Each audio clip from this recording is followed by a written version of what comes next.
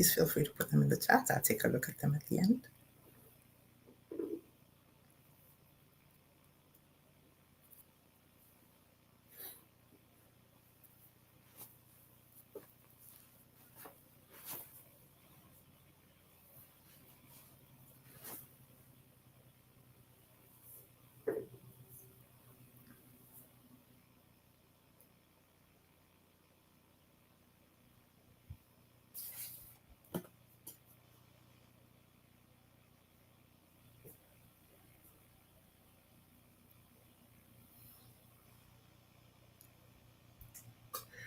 I'm waiting anxiously for noon.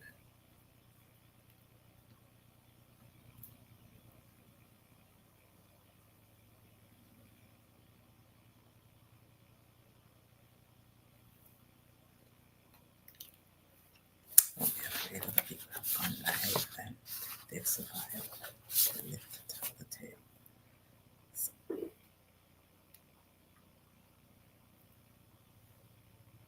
they've lived to tell the tale. Yeah. So here we go. This has got to be the longest 2 minutes.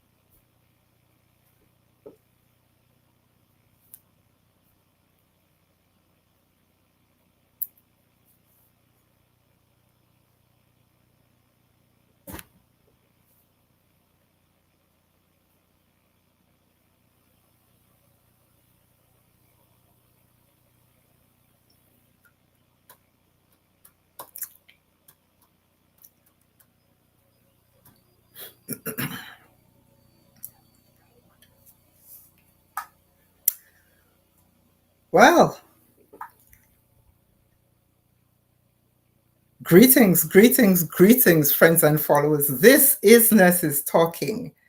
Welcome, welcome, welcome to the first episode of Nurses Talking Live.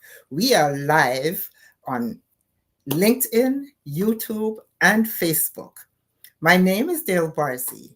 I am the host of Nurses Talking, the YouTube channel, and now we are expanding into a live format. We are going live in addition to, not in place of, the Nurses Talking YouTube channel.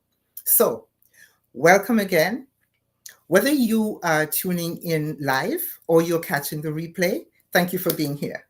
Today's episode is just about me sharing the heart behind this platform, where it started, where it's going, and why I believe the voices of nurses matter, now more than ever, actually.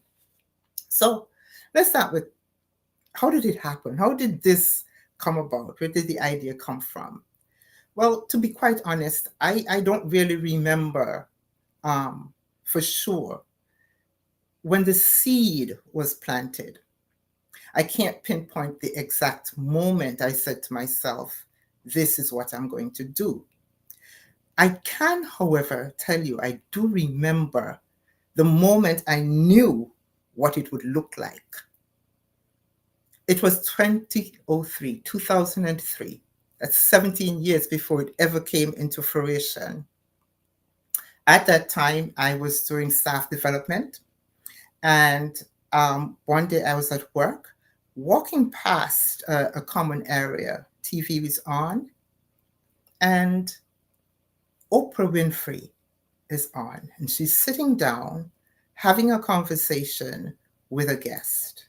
And I knew at that moment, something inside of me clicked. The format struck a chord. It was intimate, it was insightful, it felt real. And I knew that is how I wanted the style to be. That was the style I wanted. That is how I wanted to communicate with nurses. Why did I want to do it, to with nurses globally, um, because I, in my 50 years, have worked in different areas. I've worked in Montserrat, my home country. I've worked in the United Kingdom. I became a nurse in the United Kingdom. I've worked in the United States. What I know for sure, based on that experience, is that we all have a nursing education which could basically be the same. What is expected of us in different areas, in different places, not necessarily the same. Our scope of practice, the way we function, the way we are seen by the communities that we serve, the way we're seen by our colleagues, the way we are seen as professionals, not necessarily the same. And so I wanted to talk about this. I wanted to um, raise the voices of nurses. So this was in 2003 when I first knew what the format was going to be.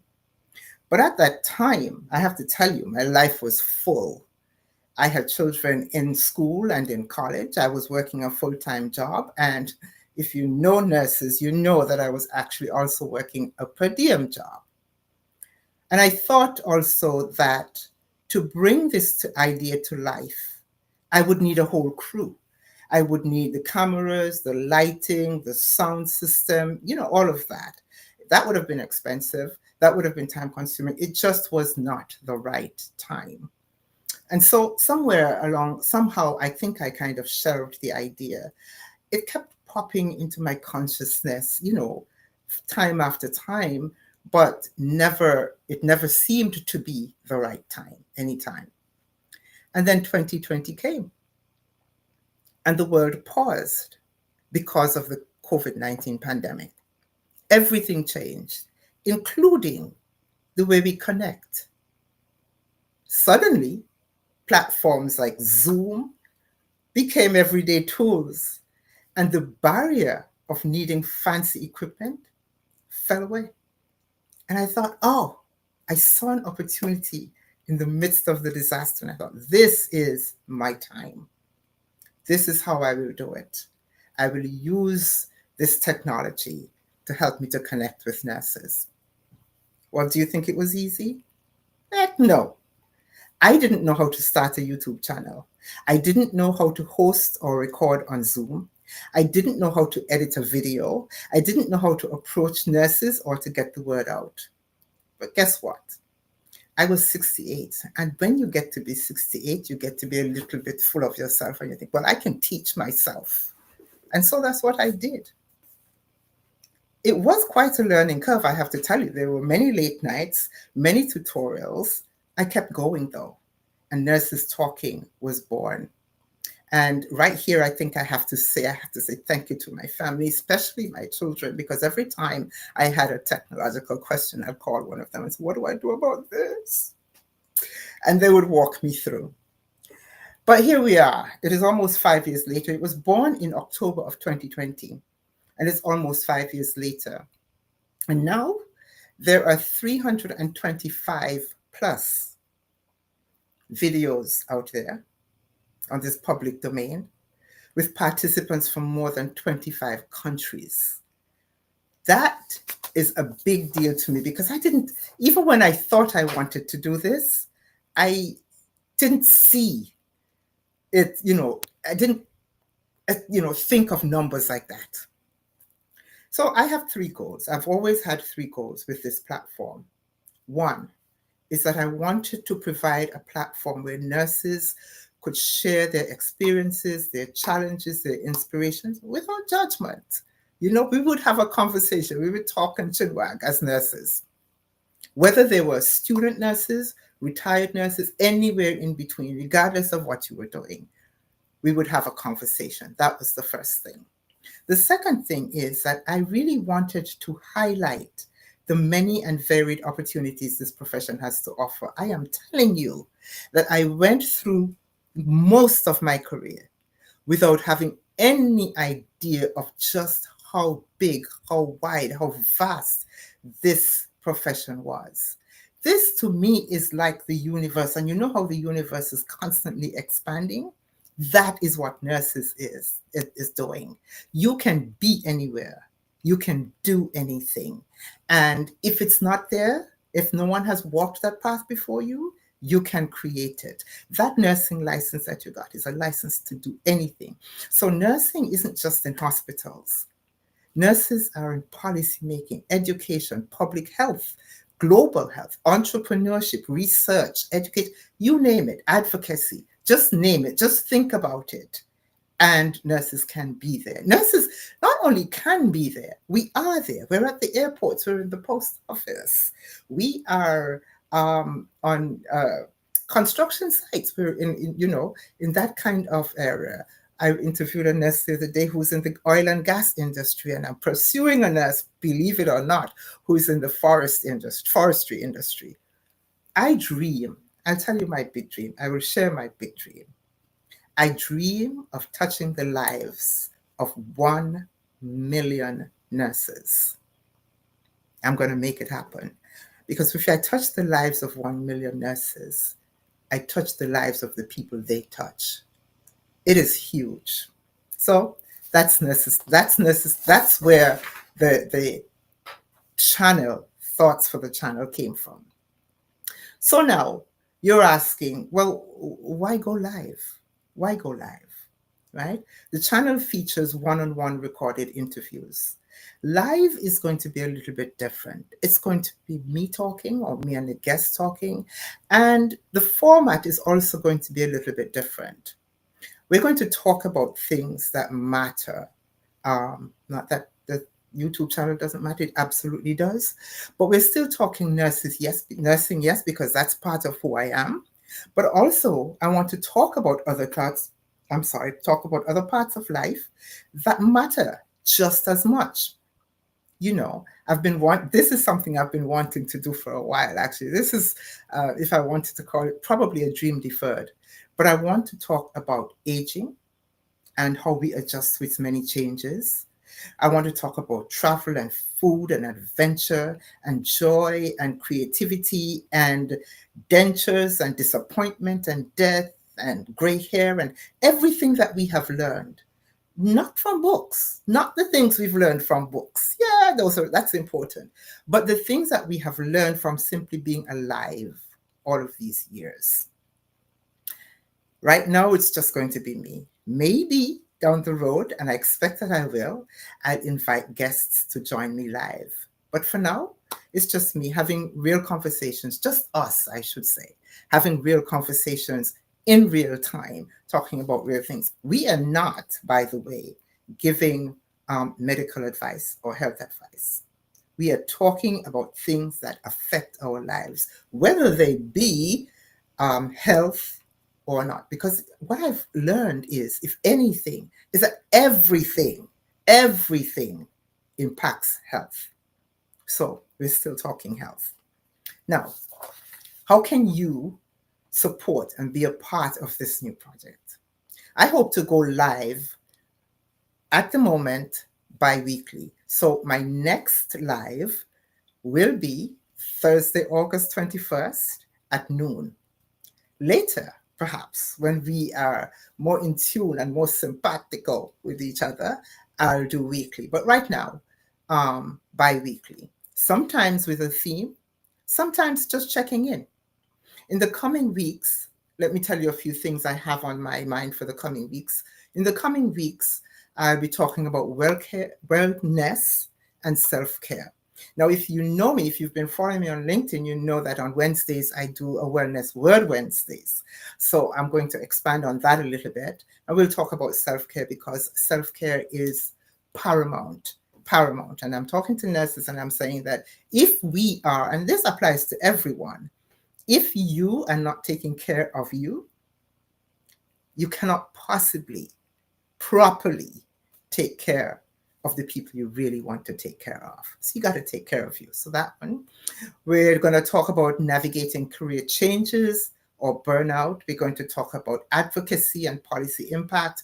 We're going to celebrate nurses who are making waves in unexpected places. And let me tell you something, there are many of those doing all kinds of things. I would love your input. Drop a comment or a message with topics you'd like to hear more about, put a comment in the chat right now, actually, if you would like to. We'll look at it at the end of this. If you've already been a part of the nursing journey, Nurses Talking journey, thank you so very much.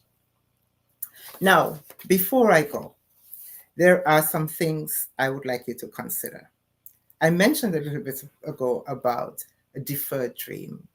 And so it occurs to me, or it has occurred to me, that I'm not the only person. I know for sure I'm not the only person who has put dreams on hold, or, looked at things and said, well, I can't do that right now. And sometimes maybe that's true. But as we wrap up, I really want to leave you with these two things. One, I want you to consider, what dream or idea have you been carrying quietly inside you, just waiting for the right time? Can I tell you there is no right time? You don't need to have it all figured out. Start where you are. It is never too late. And that is one of the big things that I learned from creating Nurses Talking. I could have said, you know what, I'm 68. I don't want to start learning all this now. But no, I have learned so much, not just technologically, but from nurses. I could have said, it's not perfect time. It's not all right. I don't have everything. Not all my ducks are in a row. And I was tempted to say that. I think I did say that, actually, and kept putting it off down the road. There is no right time. If you want to do it, do it. Make it right. Make the time. It is not going to be perfect. It'll be good. It'll be good. And while I'm here, I have to tell you that picking the person to help you start something, the right person, is probably crucial. I have to mention right here Dr. William Irish O'Brien, who's another nurse from Montserrat, who was the first person to speak to me on Nurses Talking. And when I said to him, listen, I really want to do this, and he goes, okay, when? And I was actually taken aback because I expected questions, but he just jumped right in, and it followed from there. Someone will see your dream. Number 2, in what ways did the world's challenges open up new possibilities for you? Did you think about it? Were you able to see opportunity in the disaster, or in a downtime, or in things when it didn't work out? Because that's another thing I've learned. I've learned it myself, and as I've spoken to many nurses, they have seen opportunities in disaster. They have seen times when they have been let go. They have been fired. They have been told their position is eliminated. And what? It opened a door for them to do something. So I would like to invite you right now, at this time, in this conversation, when things don't go right, look for the opportunity, because there is one. And I said I was going to leave you with 2 things, but maybe it will be 3, because I'm a storyteller and I'm a listener. And so my thing to you today is there someone in your life who needs to be heard? If there is, a colleague, a friend, a neighbor, a family member, make space for their story. Sometimes listening is the most powerful thing you can do, and learn from, by the way. So this is my first live. I hope it was interesting to you on some level. Thank you so very much for being here. Thank you for listening. Thank you for being part of this community. And until next time, keep growing, keep going, and keep talking, because nurses have stories that the world needs to hear. So before I go, let's see, is there anyone in the chat? Let's see what there is. Wow. Naingsha says, hello, Dale. So many of you. Thank you so very much. Wow. Naingsha, hello. Hello, Ashley Scott. Robin Doolan, hello. Thank you for being here. Divine, thank you for being here. Rupert, my son, thank you so much for being here. Sarah McKinnon, hi from Texas. Thank you, Sarah. I'm so glad you showed up. Kimberly Moore, thank you so much for being here. Rachel Taylor. Rachel says, way to go, dear. Thank you, Rachel. Thank you so much. Kimberly. Darlene, my friend, thank you so much. Robin Doolan, or my friend. I almost called you my daughter. I'm so sorry. My very dear friend, thank you. It's never too late. Divine says it's never too late to start. Caribbean Global Awards said, let us promote this. Thank you, Ashley Scott. And again, Kimberly, we have so many stories. Thank you all so very, very, very much for being here. And I will see you next time. Bye. Love ya.